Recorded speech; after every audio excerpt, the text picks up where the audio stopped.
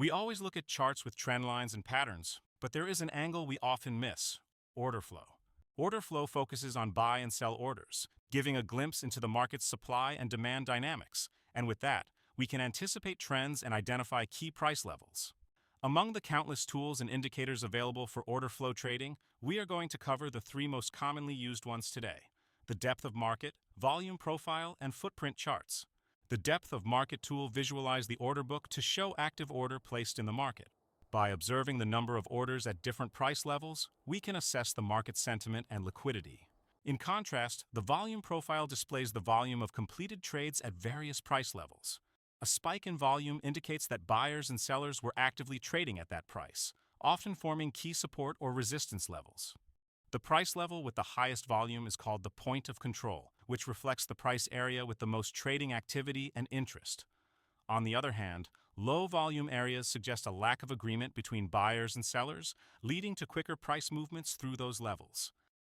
The footprint chart, as its name implies, shows market action each step of the way.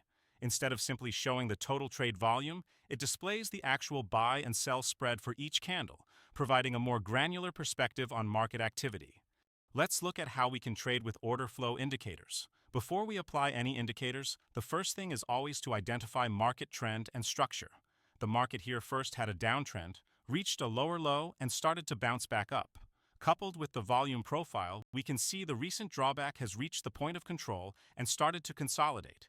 As we talked about earlier, the point of control reflects strong market interest, hence a strong level of support. This means the market is likely to reverse, and we can set our entry slightly above the volume area. Don't forget to put a stop loss below in case of false breakouts. For our exit, the volume profile has shown an area of low interest above the high volume area, where price will likely to move through quickly and reach the upper spike. But we should never rely on a single indicator.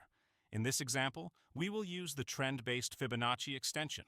After plotting it on the recent trend and drawback, we can see the 0.786 level is close to the upper spike, showing confluence with the volume profile. That's where our exit should be. The volume profile is a great place to start when learning order flow trading. It's simple, yet gives us invaluable insights.